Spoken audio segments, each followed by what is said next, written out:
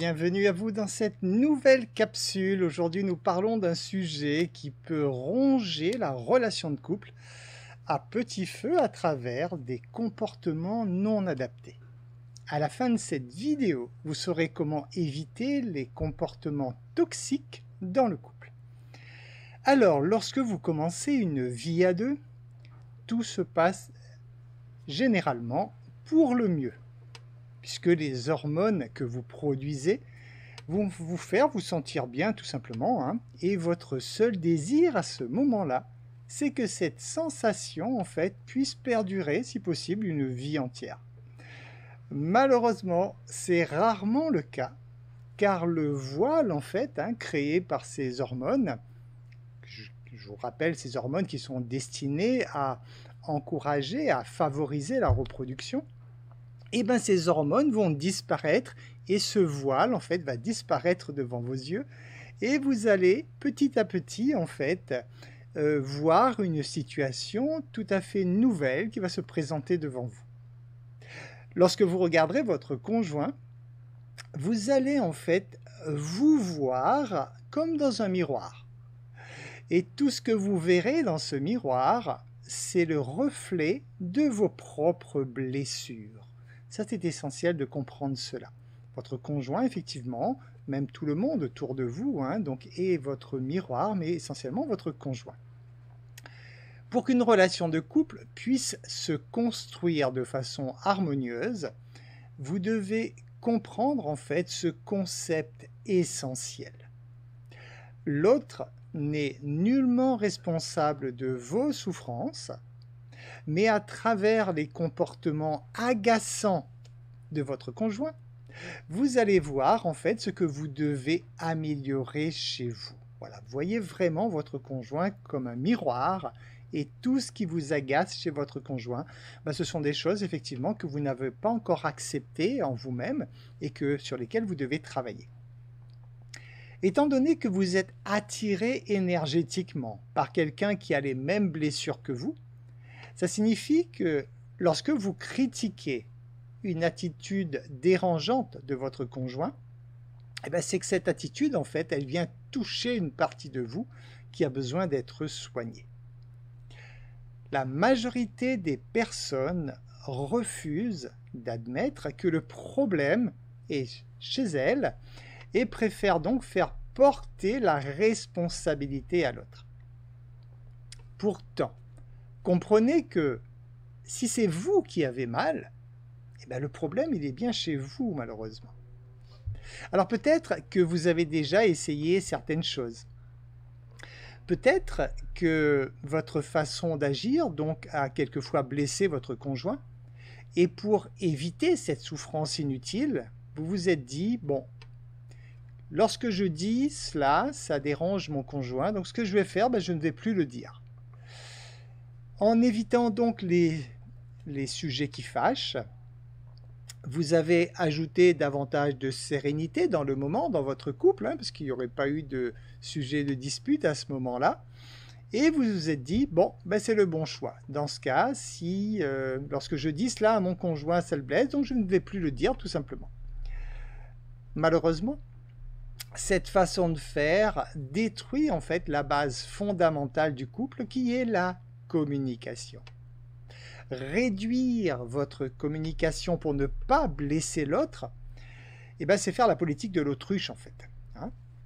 Et malheureusement, ça amène à davantage d'incompréhension, parce que quand il n'y a pas de communication, il y a incompréhension, donc davantage de conflits et en fait de perte de confiance. Donc de réduire la communication, bien sûr, ce n'est pas du tout le bon choix. Alors peut-être au contraire que c'est vous qui étiez blessé et que vous avez demandé à votre conjoint d'arrêter ces comportements qui vous pourrissent la vie en fait. Pareil, sur du court terme, c'est une bonne chose parce que ça vous fait prendre un bol d'oxygène puisque votre conjoint n'est plus là pour réveiller vos blessures. Mais malheureusement, très rapidement, vous allez vous diriger vers les mêmes conséquences, c'est-à-dire vous allez détruire au fur et à mesure la communication dans le couple. Alors comment éviter les comportements toxiques dans votre couple? Je vais vous donner une liste de comportements que nous pourrions définir comme toxiques. Il y a le chantage affectif, il y a les réponses évasives, il y a l'éclairage gazeux et la violence verbale. Alors, je vais vous développer tout cela. Tout d'abord, le chantage affectif. Donc, le chantage affectif, c'est une personne qui utilise en fait la manipulation émotionnelle pour prendre le contrôle de la vie d'une autre personne. Alors, il y a différentes techniques qui peuvent être utilisées pour cela, comme la culpabilisation, la honte, les menaces implicites ou explicites. Par exemple, la menace de violence. Si tu ne fais pas ça, je vais te frapper. Un exemple de menace de violence. Il peut y avoir comme manipulation le refus du soutien financier. Ah, puisque c'est comme ça, tu n'utiliseras plus la CB à partir de maintenant. Des choses comme ça. Il y a le retrait d'affection. Si tu fais ça, je ne t'aime plus. Il y a les agressions verbales, bien sûr, qui sont continues. Et tout ça, c'est destiné en fait à saper la confiance en soi et de briser en fait toute résistance de la part de l'autre.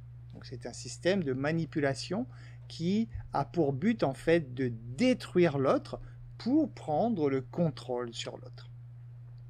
À ce moment-là, la victime, elle se préoccupe alors en fait de gérer son état émotionnel. L'urgence pour elle, c'est de gérer cet état émotionnel, et ce qui ne lui laisse donc plus suffisamment de temps en fait pour s'occuper d'elle réellement. Donc pour s'envoyer de l'amour, elle n'aura plus le temps parce qu'elle est en mode survie, elle doit juste se défendre de ses attaques. Lorsque quelqu'un utilise en fait ce type de chantage, c'est quelqu'un qui essaie de contrôler vos sentiments en utilisant l'intimidation, la manipulation et la violence donc psychologique afin d'obtenir ce qu'elle veut de vous. Il y a ensuite les réponses évasives. Qu'est-ce que c'est qu'une réponse évasive? Une réponse évasive, c'est lorsque vous posez la question à votre conjoint et il vous répond de façon la plus floue possible pour éviter en fait de s'engager, pour éviter en fait de vous donner des informations. Et ces réponses évasives, elles sont peu utiles bien sûr, voire même elles peuvent être malhonnêtes. Alors, elles peuvent être utilisées pour éviter de divulguer des informations sensibles. Vous posez une question sensible à votre conjoint, il n'a pas envie de vous dire réellement la chose, donc elle va vous sortir une réponse un peu floue. Ça permet aussi de gagner du temps, des fois, pour la personne, le temps de se trouver une stratégie pour se justifier, par exemple, ou le temps de trouver donc une meilleure réponse. Alors, les réponses évasives peuvent également donc être utilisées en fait pour fuir ses responsabilités. Quelqu'un qui ne va pas vouloir assumer ses responsabilités va donc passer par des réponses évasive, ou alors c'est également donc quelqu'un qui ne veut pas avoir de conversation inconfortable, va utiliser également cette porte de service qui va être donc les réponses évasives. Il y a ensuite l'éclairage gazeux. Alors l'éclairage gazeux, qu'est-ce que c'est en fait, c'est une sorte d'abus mental qui consiste à manipuler une personne pour la faire douter de sa propre santé mentale. Vous voyez jusqu'où ça peut aller. Alors, ça s'appelle le gaslighting, et donc l'éclairage gazeux, donc en français. Ça peut être très subtil en fait, et la victime peut même ne pas s'en rendre compte. Jusqu'au jour où elle finit par se dire « mais est-ce que je suis bien dans ma tête? Est-ce que je suis normal ?»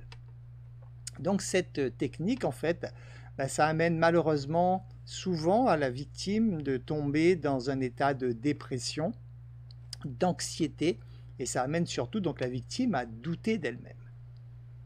Pour terminer, il y a la violence verbale, donc qui est un type de violence qu'on appelle domestique. Ça peut prendre la forme de harcèlement, de commentaires dégradants et sur les capacités et le caractère en fait d'une personne. Donc vous mettez vraiment en cause là les fondations même de la personne qui est face à vous. Ça peut être des injures également, des injonctions négatives. Ça peut être justement de donner l'ordre à la personne de faire quelque chose. Donc là, c'est vraiment quelqu'un qui prend complètement le contrôle sur l'autre. Je t'ordonne de faire ceci. Ou aussi interdire à l'autre. Hein. Je te préviens, hein, il est hors de question que tu fasses ceci, par exemple. Hein. Donc ça peut entrer dans ce cadre-là. Alors, ça c'est souvent valable dans le cas de l'éducation, en fait, hein, pas spécialement toujours entre conjoints. Bon, ça existe entre conjoints aussi, mais ça existe aussi au niveau de l'éducation. Lorsqu'on veut prouver son autorité parentale et qu'on exige un comportement de nos enfants qui correspond en fait à quelque chose qui nous convient nous. À ce moment-là, ben, ces enfants finissent en fait par, ces enfants ou ces personnes finissent en fait donc par penser qu'ils sont incapables de faire eux-mêmes, qui sont incapables de réfléchir par eux-mêmes, qui sont incapables de faire des bons choix par eux-mêmes, et tout cela, donc, ils estiment qu'ils ne sont pas en sécurité de faire tout cela correctement. Donc, voyez un peu donc jusqu'où ça peut amener la destruction, en fait, hein, d'une personne lorsque, volontairement, toutes ces choses sont mises en application dans le but de détruire l'autre. Alors, comment maintenant traiter ce type de problème? Parce que bien sûr, hein, il y a des personnes qui vont agir comme ceci, consciemment ou inconsciemment, essentiellement donc des personnes qui sont encore sous l'emprise de leur ego et qui réagissent de façon automatique à vouloir être donc en situation dominante, hein, c'est-à-dire à vouloir contrôler l'autre. Alors tout d'abord, comprenez qu'un comportement jugé toxique est juste en fait un comportement qui n'est pas accepté par l'autre. Hein. Lorsqu'on dit qu'une personne est toxique envers moi, c'est juste qu'elle a des comportements que je ne supporte pas, hein, donc que je ne peux pas accepter. Alors naturellement, lorsqu'on vit en couple, hein, il y a des bases de vie en commun. La base, la règle principale, c'est avant tout la fidélité. C'est sur la fidélité qu'on construit un couple, bien sûr. Donc, au-delà de cela, c'est-à-dire dans la mesure où cette condition principale, elle est respectée, bien sûr, hein, j'ai envie de dire tout le reste des comportements, en fait, ce sont juste des comportements que vous allez identifier comme toxiques si vous n'acceptez pas le comportement. Hein. Et à ce moment-là, je vous rappelle, donc lorsque vous n'acceptez pas un comportement, c'est que vous refusez tout simplement de soigner vos propres blessures. Alors bien sûr, après la prise de conscience, vous devez tout faire en fait pour que la période de guérison de votre conjoint soit la plus douce possible. Bien sûr, inconsciemment, vous allez réveiller ces blessures, vice-versa d'ailleurs. Mais lorsque vous réveillez ces blessures, que vous en prenez conscience, vous allez devoir non pas ne plus communiquer comme nous l'avons vu, mais continuer à le faire, mais de façon la plus douce possible, c'est-à-dire pour que laisser le temps à votre conjoint en fait de prendre conscience de ses propres blessures et surtout lui laisser le temps donc de mettre en place un processus d'auto-guérison. Alors par exemple, lorsque vous avez identifié qu'un de vos comportements provoque des émotions négatives chez votre conjoint, ben, il est bon que vous puissiez en parler ensemble, bien sûr, afin de définir comment vous pourrez agir dans le futur pour que votre comportement soit moins blessant. Donc là, il faut vraiment vous poser en disant à votre conjoint « Je suis désolé, je vois que ce que je t'ai dit t'a blessé, t'a choqué, je suis navré. Pourquoi, comment je pourrais par la suite m'exprimer pour te dire ce genre de choses sans que tu sois blessé. » Donc ça permet de trouver des solutions douces en attendant que la personne face à vous soit en mesure effectivement d'accepter tout cela, donc c'est-à-dire soit en mesure d'être complètement guérie. Alors, je dis bien moins blessant. Pourquoi moins blessant?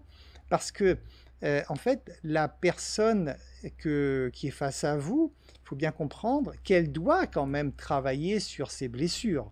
si elle ne travaille pas sur ses blessures et qu'elle exige de vous que vous arrêtiez donc juste de lui faire mal, à ce moment-là, ce n'est pas profitable pour elle parce qu'elle ne guérit pas de ses blessures.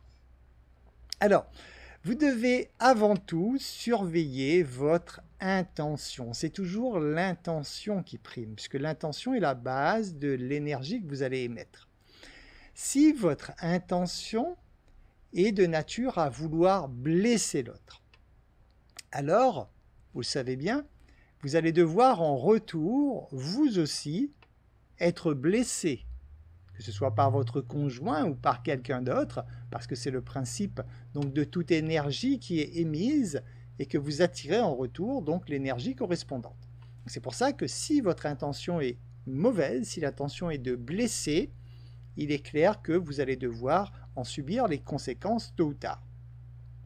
Si par contre, votre intention était remplie d'amour, vous pourriez très bien avoir une très belle intention, mais qui touche quand même la blessure de l'autre et que l'autre perçoit mal, alors à ce moment-là, il faut vous excuser tout simplement d'avoir blessé l'autre, et vous chercherez donc à l'avenir, comme je l'ai dit, à agir différemment pour moins blesser l'autre, mais en aucun cas, vous ne devez vous sentir coupable, puisque votre intention était bonne. Donc énergétiquement, vous êtes bien, et à ce moment-là, vous ne devez pas culpabiliser si, sans intention particulière, vous avez blessé votre conjoint. Pour résumer tout cela, en fait, il faut comprendre que c'est à vous de prendre conscience de votre intention. Est-ce que votre intention est de nuire à l'autre? Ou est-ce que c'est l'autre qui refuse de soigner ses blessures? Parce que vous pourriez avoir une intention complètement remplie d'amour qui blesse la personne, mais que celle-ci refuse obstinément de vouloir accepter ces paroles ou ce type de comportement de votre part, et à ce moment-là, c'est l'autre en fait qui refuse de se guérir. Pour que le couple puisse vivre une relation d'amour, il est évident que chacun, les deux parties, effectivement, devront se remettre en cause pour éviter d'accuser l'autre. Dans un couple, quand il y en a un qui accuse l'autre d'être responsable de ses souffrances, c'est que cette personne n'a pas encore compris en fait la base de la relation de couple, d'une relation de couple réussie. Et tant que cette personne demeurera avec cet état d'esprit, malheureusement pour cette personne, elle sera amenée à souffrir en permanence parce qu'elle refuse obstinément de régler le problème en fait qui est chez elle. Retenez également que personne ne peut avoir du pouvoir sur vous si vous ne lui donnez pas ce pouvoir. Si vous ne lui accordez pas ce pouvoir, personne ne peut avoir du pouvoir sur vous. Donc même les techniques que nous avons vues tout à l'heure de manipulation, de contrôle de l'autre, ça ne fonctionne que si l'autre autorise en fait ces manipulations. Parce qu'il est clair que si dès le départ vous refusez que quelqu'un puisse avoir le contrôle sur vous, parce que c'est vous qui décidez, à ce moment-là, ce contrôle ne peut pas être accordé à personne. Donc ça vous fait prendre conscience donc, de votre pouvoir.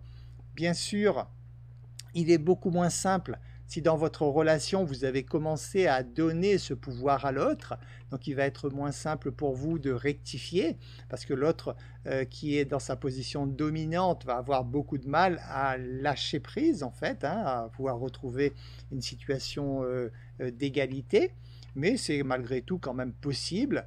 Et par contre, si au début d'une relation, vous sentez tout de suite ces relations où l'autre cherche à avoir du contrôle sur vous, il va falloir agir au plus vite, effectivement, pour être clair là-dessus, qu'en aucun cas, en tant qu'être humain, vous ne vous laisserez manipuler, contrôler par quelqu'un d'autre.